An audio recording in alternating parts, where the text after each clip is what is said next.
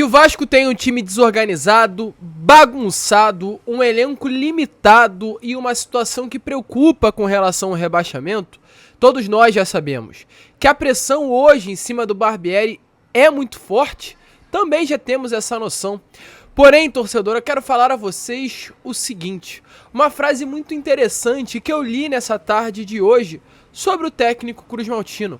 A frase diz assim: a melhora do Vasco depende muito mais da competência do Paulo Brax do que da eficiência do Maurício Barbieri.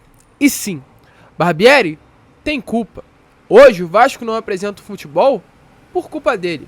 Mas ele não é o verdadeiro culpado de todos os problemas que vem acontecendo dentro do nosso Vasco. Se tem um culpado, se tem um alvo de pressão, para mim é muito mais Paulo Brax do que Barbieri. A gente vai falar sobre isso. Vamos falar sobre Paulo Brax e volto a repetir. Aparece Paulo Brax. Bota a cara, dê satisfação, acalme o torcedor vascaíno. Ontem, lá na entrevista coletiva do Morumbi, era para você estar ao lado do Maurício Barbieri, dando uma satisfação ao torcedor. Mas enfim, não deu. A gente vai falar sobre isso, além dessas muitas outras informações aqui neste Fala Gigante, repleto de notícias. Porém, é claro, antes de começar esse vídeo, antes de falar sobre Vasco, falar sobre esse momento ridículo que infelizmente o nosso clube vive, eu quero dar as boas-vindas a todos que estão chegando aqui ao nosso canal pela primeira vez. É difícil dar boas-vindas, é difícil falar sobre isso que vem acontecendo, mas eu conto com você. Se você também está insatisfeito com esse momento, é aqui no canal do Gigante que você deve se inscrever. Vamos juntos falar sobre essa palhaçada.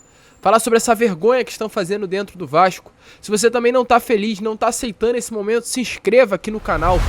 Vem cá que eu faço questão de ser aí a voz desses torcedores que não aguentam mais essa situação. Além disso, deixe o seu like. Vamos divulgar esse vídeo. Vamos levar esse vídeo para cada vez mais pessoas aqui dentro do YouTube, porque realmente já deu. Estamos no nosso limite com relação ao Vasco da Gama. Enfim, né, rapaziada?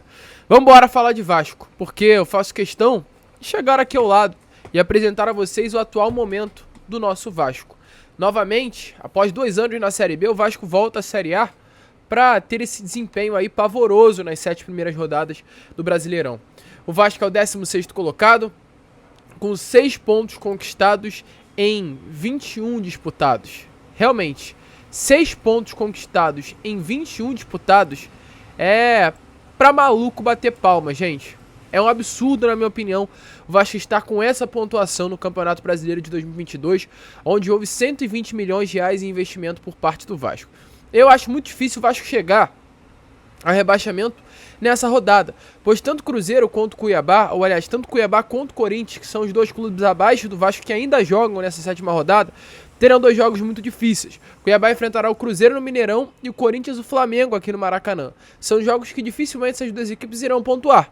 Mas a próxima rodada o Vasco enfrenta o Fortaleza no Castelão e o Corinthians tem Fluminense em casa e o Cuiabá tem o Coritiba também jogando em casa. 2 jogos que muito provavelmente tanto Cuiabá ou Corinthians irão pontuar, enquanto o Vasco dificilmente vai conseguir vencer um Fortaleza no Castelão. Então, meus amigos, se o Vasco terminar essa rodada longe da zona de rebaixamento, levante as mãos pro alto. Porque dificilmente eu não consigo acreditar que o Vasco consiga pontuar no Castelão e se distancie aí desse grupo de baixo do Campeonato Brasileiro.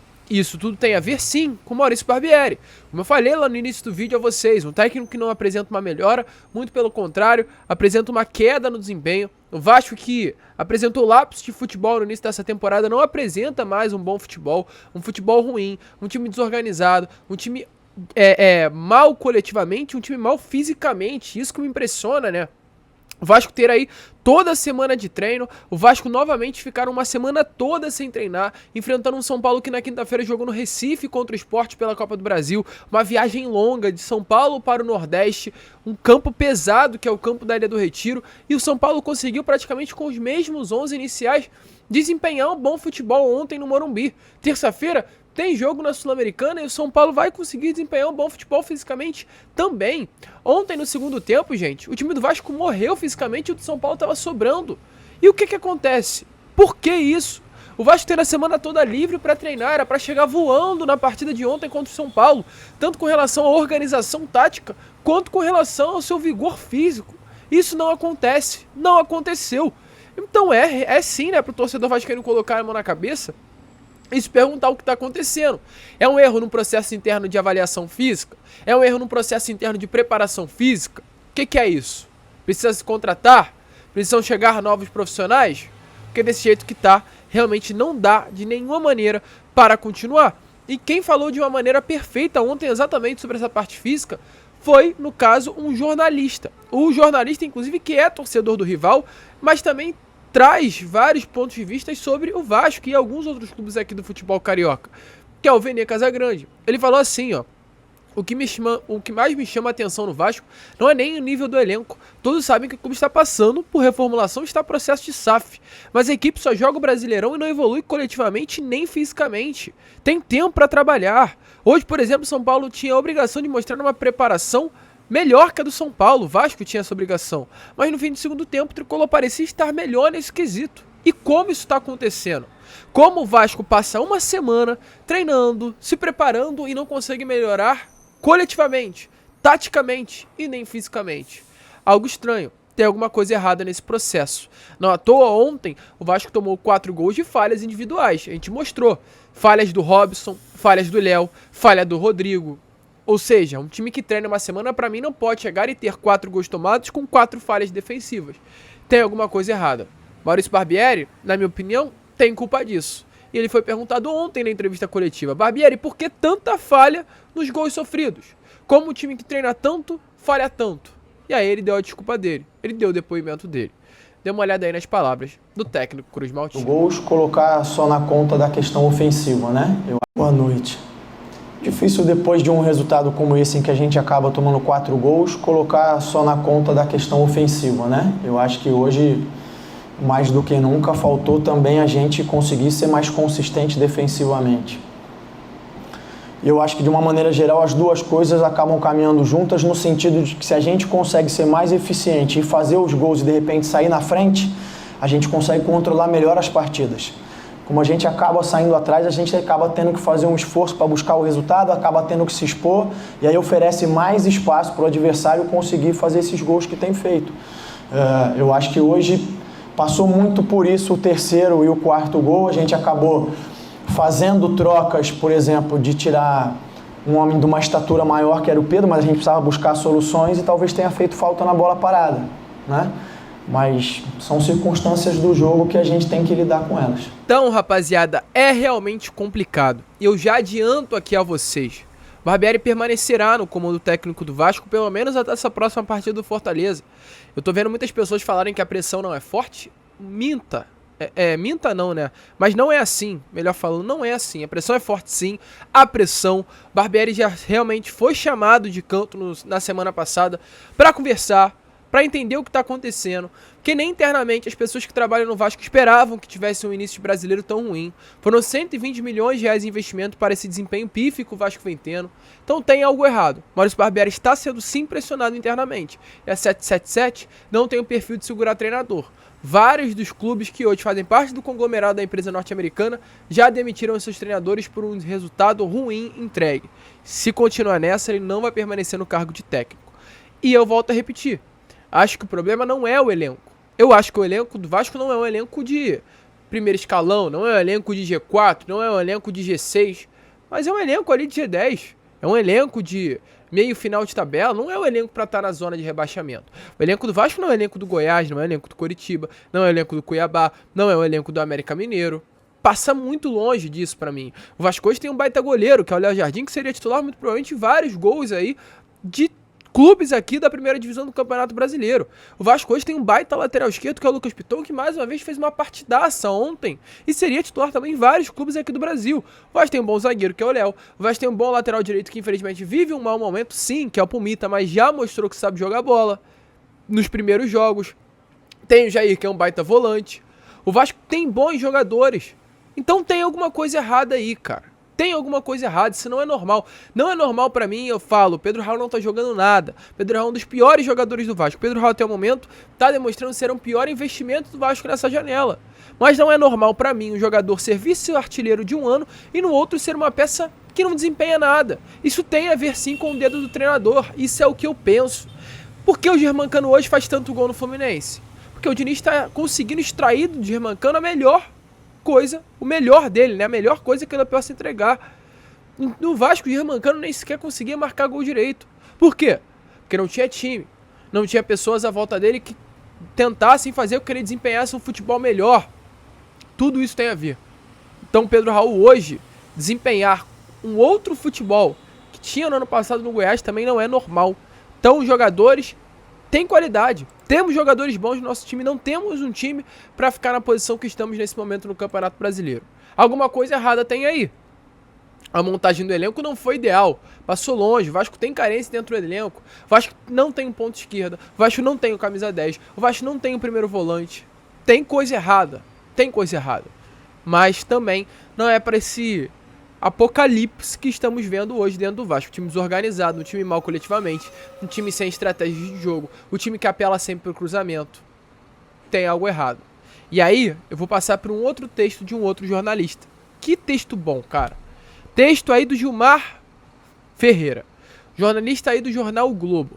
Ele fez um texto, gente, que pra mim resume muito bem esse atual momento do Vasco. Tô batendo o microfone direto, né? Resume muito bem esse atual momento do Vasco de uma maneira simples, clara, exata. E eu quero falar a vocês. O texto dele fala assim, gente. Paulo Brax, que costuma acompanhar as coletivas de Maurício Barbieri na sala como um mero espectador, deveria estar ao lado do técnico do Vasco na bancada do Morumbi para transmitir um pouco de confiança ao torcedor do clube após a terceira derrota em 7 rodadas. Eu já falei isso a vocês. Eu acho que o Paulo Brax tinha sim que meter a cara. Paulo Brax hoje é o dono do futebol do Vasco, para resumir. Ele é a pessoa que comanda, ele é a pessoa que contrata, ele é a pessoa que vende, ele é a pessoa que empresta, ele é a pessoa que paga, ele é a pessoa que faz tudo. Tudo é o Paulo Brax. E aí ele que também pensa numa demissão do Barbieri ou numa permanência do Barbieri. Ele é o homem que vai decidir isso. Pra mim, ele ontem deveria estar sim ao lado do Barbieri no Morumbi, passar uma tranquilidade ao torcedor e falar, olha só, eu sei que o momento é ruim, mas a gente vai bancar o trabalho desse cara aqui que tá do meu lado, do Barbieri. A gente vai estar junto com ele, a gente vai estar apoiando ele, até para que o próprio Barbieri se sinta mais apoiado e tente mudar. Tente mudar. Porque realmente o Brax se omitir, se esconder, não é a melhor coisa a ser feita. Mas ele ainda prossegue, Gilmar Ferreira, com outras coisas. Ele diz assim, gente, olha só. E também, por que o Vasco não consegue fazer de Pedro Raul um jogador útil?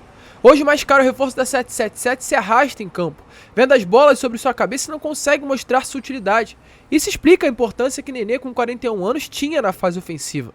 Insisto, que a melhora do Vasco defende mais da competência de Paulo Brax do que da eficiência de Barbieri. O foco da controladora do futebol vascaíno não pode se fixar na idade que possibilita o repasse de jogadores contratados. É preciso ter quem arraste o Vasco pra cima. Essa frase pra mim, gente, é perfeita. A melhora do Vasco depende mais da competência do Paulo Brax do que da eficiência do Barbieri. E é assim que eu faço questão de finalizar esse vídeo. Paulo Brax, a sua competência que vai determinar a eficiência do Maurício Barbieri. O Vasco hoje tem um elenco limitado. Dá para entregar mais? Muito mais com esse elenco. O Barbieri tem erro? Muito erro. Mas você também montou o elenco de uma maneira completamente errada. Faltam-se peças. Matheus Cocão, Juan Cruz, Gabriel Carabarral, são peças que não dá para trazer. Você trouxe. Você trouxe errado. E você sabe disso. Então apareça. Dê depoimentos, esclareça o que você acha sobre isso, banque o trabalho do Barbieri e dê satisfação ao torcedor. Se omitir, sendo um diretor executivo do Vasco, no momento que estamos é uma vergonha. Dê tranquilidade, apareça, bote a cara. Bote a cara. Isso é um desrespeito com a maior e mais leal torcida, na minha opinião, que realmente sempre apoiou o clube nesses últimos anos. Uma torcida... uma torcida, cara, não tem o que falar do torcedor do Vasco. Não tem o que falar. Porque ser torcedor do Vasco é difícil. E você tá desrespeitando esse maior patrimônio do clube. Então bote a cara, Paulo Brax. Volto a repetir. Barbieri tá realmente muito mal. Não tá entregando tudo aquilo que o elenco pode. Mas também a culpa é muito sua. Inclusive, se o Barbieri hoje tá no comando técnico do Vasco, a culpa é sua. Você que o contratou. Então banque ele. Se for pra bancar, que banque. Mas contrata. Porque desse jeito que tá, vai ficar cada vez pior. Esse foi o Fala Gigante, segundo vídeo aí desse domingão. Voltaremos com Boa Noite Gigante, com muita informação, muita novidade. E contamos aí com a presença de todos vocês. Então é claro, se inscrevam, compartilhem o nosso vídeo. Vamos que vamos. O momento é duro, mas a gente tá aqui pra ser a sua voz. Como sempre falo, ó, se inscrevam Saudações vascaínas.